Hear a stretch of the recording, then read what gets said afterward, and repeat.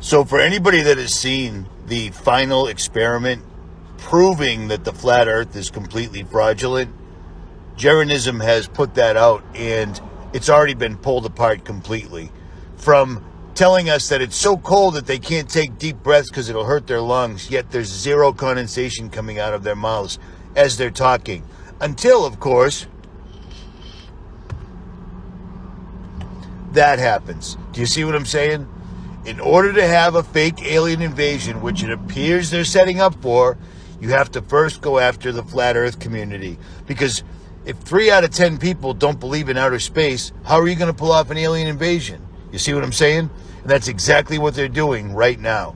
Jeranism, deep inside the rabbit hole, David Weiss and their pals are complete and utter traitors. They're not sellouts or shills, they're traitors. There it is. We're all God's children, wherever we may live in the world. I couldn't help but say to him, just think how easy his task and mine might be in these meetings that we held if suddenly there was a threat to this world from some other species, from another planet, outside in the universe.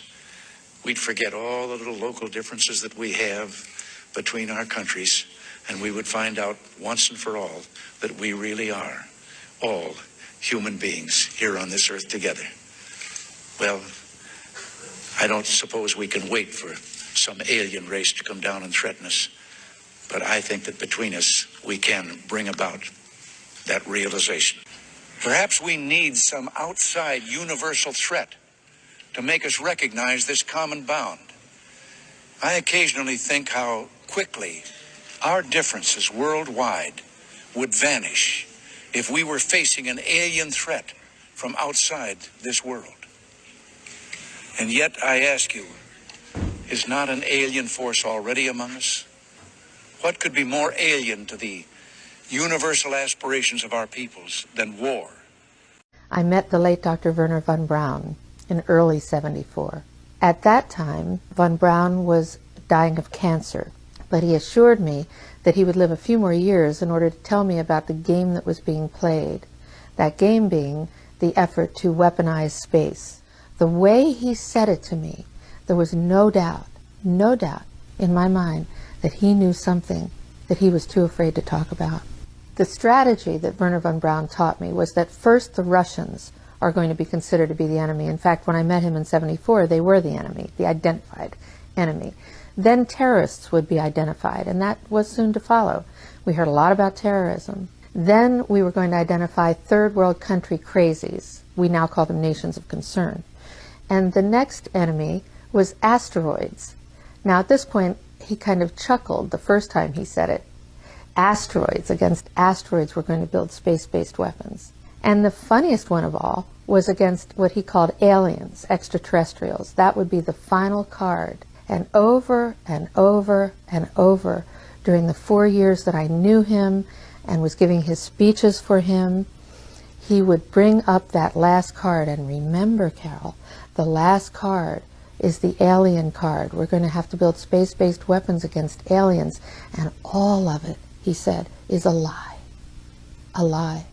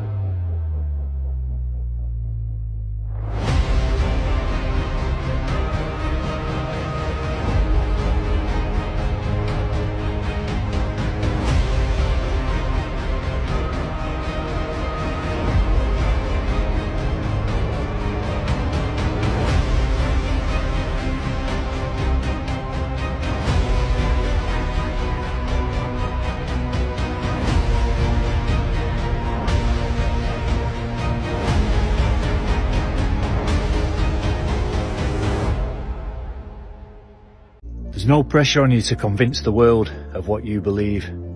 I've gone past trying to convince people that that's a local light and all this isn't spinning and wobbling and tilting in 8 different directions. People can believe whatever they want to believe, but it is a very interesting time to be alive because people are questioning things. They're understanding that reality works far differently to what we've been taught in our schools, our colleges and our universities. We know that everything is cyclic, so eventually everything will come to pass, and you can't hide the truth. We're seeing the truth every single day. We're understanding that all this doesn't work in the way that we've been taught by the mainstream science. Because all they're actually doing is hiding the creator. They're hiding the fact that we don't come from a big bang. All of this isn't an accident. And there is actually meaning to life because you're at the center of the universe. So that's a completely different reality to the mainstream narrative that we're taught. And that takes the power away from the individual and gives it to the people perpetuating the lie. An ancient Mesopotamian tablet was found with a very specific and peculiar map on the tablet. So the Mesopotamians built a flat earth map with an Arctic circle around it, and they called it the Bitter River. So the oldest known map in the entire world was a flat earth map. How could this possibly be if the earth is a spinning globe in outer space? Were the ancients just not smart? And my friend decided to send me an actual video of a star from her camera. Now, does that look like the stars that NASA and the other space agencies like to show us? Or does that look like light and sound resonance? Light and sound oscillating in the waters above. How is there no visual parallax? How is there no change in the brightness or the dimness of these stars, and no change in the star constellations? How do we have the same exact 12 star constellations that we've had for the last 6,000 years if we are a globe spinning through outer space and moving trillions of miles through the galaxy per year? Does this make any sense to you? And what about that 24-hour sun that supposedly debunked flat Earth? Of course, this video was for entertainment purposes only. Please, for the love of God, don't ban me. I get comments like these all the time, and I just want to address it in one single video. I'm going to go through the physics of light and the many reasons why you can't see the sun at night with a telescope. Perspective. Everything above and below your eyes converges into a point this way. Everything to the left and right of your eyes converges this way into a focal point. That's how your eyes work. Another example of perspective right here. These people appear to be almost as big as the Tower of Pisa, but we know they're not. We know they're just closer and they're acting this out. And that's why you can't see Everest from your backyard. Another reason is the inverse square law of light. Every time you double the distance from the light source, it becomes a quarter of the brightness to you. Light also behaves like a wave. So as it moves away from you, it's further away, it redshifts. So the longer wavelengths, which don't use as much energy up, are still able to reach you until they become infrared. It's also why there's such a high UV rating at midday, because these waves will oscillate much faster and they'll use up their energy much quicker. It's a very sharp UV rating. If it was the sun as far away as they say, that should be more of a nice curve. Please just open your mind a little bit. The public school system has done a really good job at convincing you it's a globe. Now it's time to wake up a bit. Do your own research. Think for yourself. Think critically. The top picture are star trails from the equator. This bottom picture is the magnetic field lines from a magnet. Now these two little vortexes, this would be the North Pole, the other one would be the South Pole. And here's another example for you. This is what the magnetic field looks like from the side. Now, if we were to look at it from a top view, so for example, just seeing this North Pole from above, this is what it would look like. This is what it would look like from a top view looking down. Or like that. It's a double torus. That last picture we were looking at was looking at that top half from above looking down. The same thing would be below. Here's another picture to help make it a little more clear. The top left picture again is from the magnetic field looking down from a top view. Right here is from the side, North and the South Pole. We live on that green plane in the middle and we experience that top toroid shape over the Earth. This is why when you map the path of the ISS over a flat Earth, it matches those magnetic field lines. As well as all the planets. They all move in these beautiful sacred geometric patterns over the Earth. And again, And last but not least, this is the apparent solar eclipse, and it happens to match the magnetic field lines again. What a surprise! Earth is flat. It's time to wake up. I think I figured out what the lines in the sky are, as well as why the clouds have been looking so strange. In a nutshell, I think that they're trying to mess with the firmament and make it easier to break open. And the reason I think this is because the things that are being put in the lines would have that effect on what we think that material is. And then the satellites are bouncing frequencies off of it. And I was watching this video of them like updating the ISS or whatever, and there's tanks of aluminum on there, and aluminum would break it down. So I asked ChatGPT some hypothetical ways that they might be trying to do that. It says DEWs, missiles, sound frequency disruption, particle accelerators like the Large Hadron Collider, chemicals, exploration missions, nuclear explosions, religious tools, AI-driven experiments, extreme pressure, space mining, and plasma-based methods. It did also say the lines in the sky, but I cut that part out. But let's not forget that Elon launches those rockets and they have quantum computers inside of them. He is literally launching quantum computers into the firmament. Have you ever heard about the court case between Flat Earth and Globe Earth in 2019?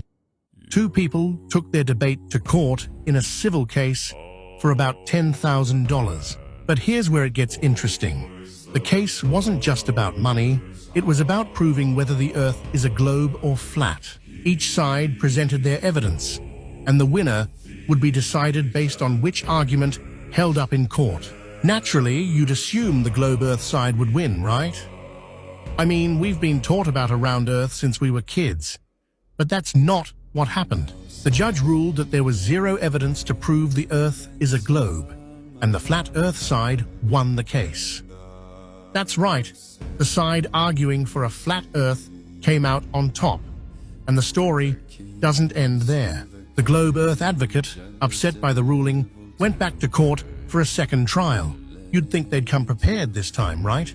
But once again, the flat Earth side won, twice. This makes you wonder, if a court of law, which relies on solid evidence, can't prove the Earth is a globe, shouldn't we be questioning what we've been taught? Courts use evidence to decide cases on serious matters like life sentences. Yet here, the evidence pointed to flat Earth. Let's take water as an example. If the Earth were a spinning ball, how does water stick to it? Try putting water on a round object, like a ball or an apple. It slides right off. But on a flat surface, water settles evenly and stays put. That's what we see in lakes, oceans, and rivers. Level water everywhere. And let's not forget, we've been told that gravity holds everything together. But gravity is just a theory, one that hasn't been proven beyond a shadow of a doubt. Check this out. We got the sun, the rainbow around the sun, the 3-point reflection on each side, one on the bottom, and then from each side there's a spear of light, and if you look closely you can see a second rainbow. Then, check this out.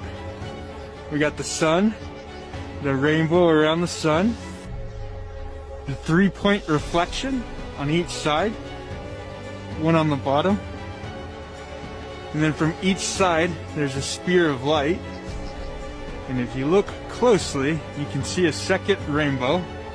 Then up above there's an inverse rainbow. That is so cool. Did you know that in the 1960s, the United States government launched nuclear missiles straight into the sky, supposedly to test them? What if they were actually trying to break the firmament? What if these so-called nuclear tests were really attempts to shatter the firmament as described in Genesis? Between 1962 and 63, the United States government conducted a series of nuclear tests called Operation Dominique. Missiles like Starfish Prime were fired straight into the heavens, resulting in an explosion explosions over 248 miles over the Earth's surface. The name Dominique comes from the Latin word Dominicus, meaning of the Lord. Were they symbolically targeting the heavens, the firmament that God established in Genesis 1, 6-8? The Bible describes the firmament as a solid structure separating the waters above from the waters below. Job 37:18 calls it strong as a molten looking glass. Could these tests have been humanity's attempts to challenge God's creation? Kind of irresponsible of them too. If there are waters above the firmament and they crack it open, what do you think will happen to the civilizations below? Starfish Prime, dedicated with a yield of 1.4 megatons, created an artificial aura visible across the Pacific. Why spend billions just to blow up the sky? Could this have been an assault on the firmament? It gets really interesting when we fast forward to Hillary Clinton's famous speeches about breaking the glass ceiling. Today, space agencies like NASA and SpaceX still invest heavily in exploring the heavens. But if the Earth is enclosed, are they truly exploring, or are they still trying to break through? What do you think? Were these nuclear tests about research, or was humanity trying to challenge God's design and break the firmament? Are we seeing a spiritual rebellion against the Creator? Genesis 11 reminds us of the Tower of Babel, man's first attempts to try to reach the heavens. Are these tests the modern version of that? What if I told you all three of their names are made-up names to suit the narrative, and I can prove it through the mocking and the truth in plain sight? Well, let's start with the very first one to supposedly step foot on the moon, which essentially makes him an alien. Highly unlikely his name happens to be alien backwards, A-L-I-E-N. Now let's take Edwin Aldrin, who has said multiple times on camera that they never went to the moon.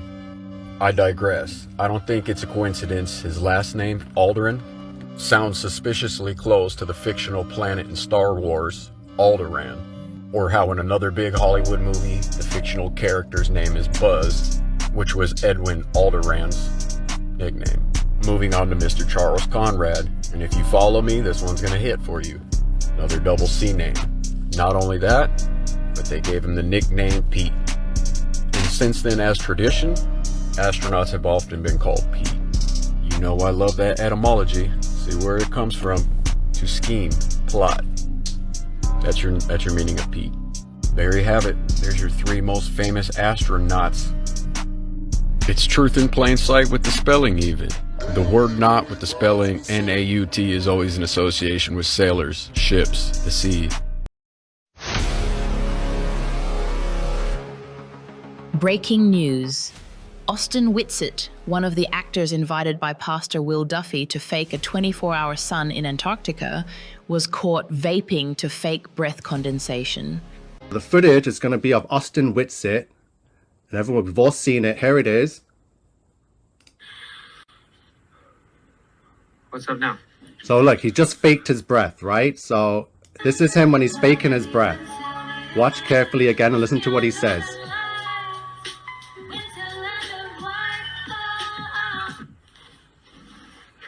Here's a little breath. What's up now?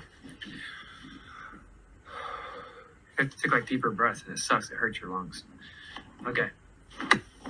Now he's walking off. He's got his gloves on and he's walking. Now he's walking off to go get the snow. I have another angle of this video. Someone sent it to me and I couldn't believe it when I saw it. So I'm going to bring it up right now. So remember, the video we just watched was Austin Whitsitt on his live, blowing out smoke, saying, oh, look, there's breath. What now? And then he walks back like 5-10 feet or 20 yards to go get some snow. Here's the video from another angle. Watch carefully. We are exposing these devils. Watch him when he comes out. He is smoking a vape and blowing. He's smoking on the vape again. Watch.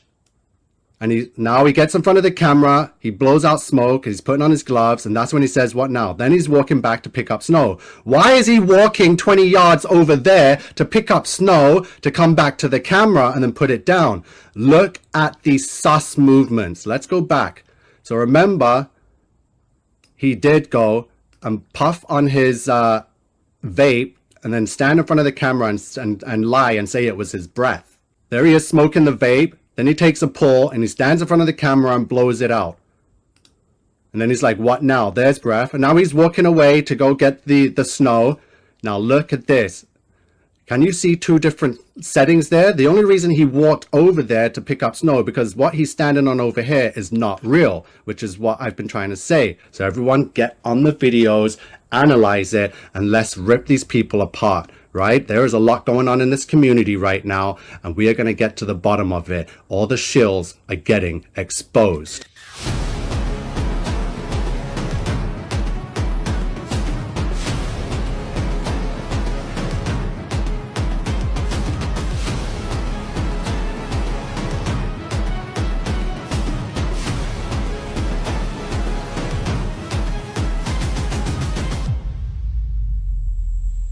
The Flat Earth map dates back over 1,000 years. This map is credited to being created by a Persian astronomer. His name was Al-Biruni, and he lived between 973 AD to 1048 AD.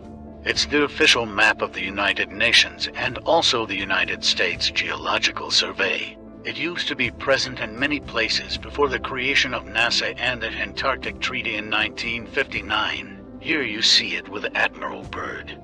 This map has been restored by Dmitry from Russia with suggestions of mine, Eddie Alenkar. Known by my YouTube channel Flat Earth Banjo, I asked Dmitry to include the Bermuda Triangle and Point Nemo, a place deep in the Pacific where NASA buries rockets.